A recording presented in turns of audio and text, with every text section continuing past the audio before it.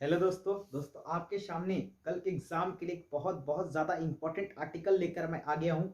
आपके एग्जाम में आर्टिकल लिखने के लिए आता है, आर्टिकल को आप प्रॉपर वे में लिखेंगे, वाई लगाकर लिखेंगे, नहीं वाई के द्वारा आप लिखेंगे किसने आर्टिकल लिखा और एक प्रॉपर एक कोष्टक में बंद करेंगे इसको। तो आज का जो आर्टिकल रहेगा दोस्तों, ये इंपॉर्टेंस ऑफ इंग्लिश पर रहेगा। बहुत बहुत बहुत ज़्यादा इंपॉर्टेंट आर्टिकल है पेपर के पॉइंट ऑफ व्यू से। इस आर्टिकल के आने की पूरी पॉसिबिलिटी है दोस्तों। मैं आपको 3 आर्टिकल बता देता हूँ, ये 3 आर्टिकल बहुत ज़्यादा इंपॉर्टेंट बन रहे हैं।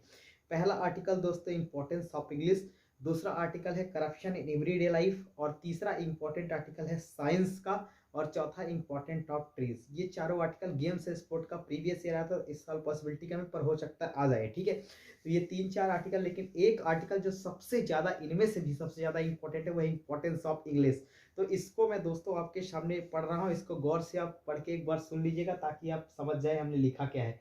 इसको एक बार आप सुन के नोट कर लीजिएगा, और इसी तरह के कुछ वर्ड्स। वैसे तो इंपॉर्टेंस ऑफ इंग्लिश के बारे में आप अपने से बहुत सारी चीज़ें लिख सकते हैं, लेकिन दोस्तों यहाँ पर काफ़ी सारी चीज़ें लिखने का कोई लॉजिक नहीं, हमने काफ़ी अच्छे से स्टैंडर्ड वर्डों में इसको तैयार किया, तो इसको आप देख लेंगे।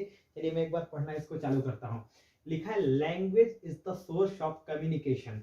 Language is the source of communication through which we share our ideas and thoughts with others, ठीक है।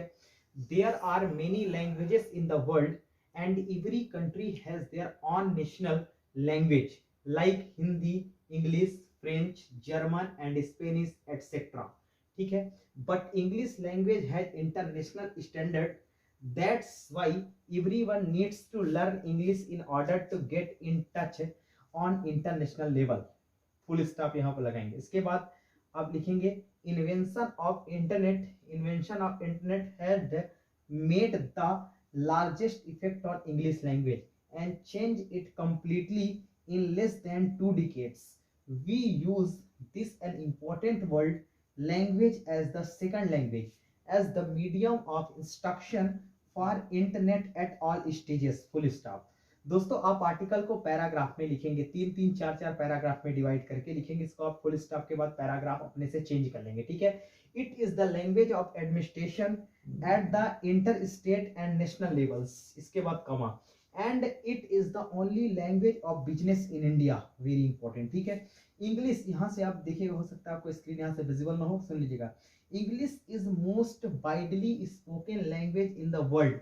It is the language of political negotiation.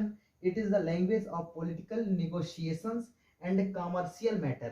It is necessary medium of communication in the Ministry of Foreign Affairs।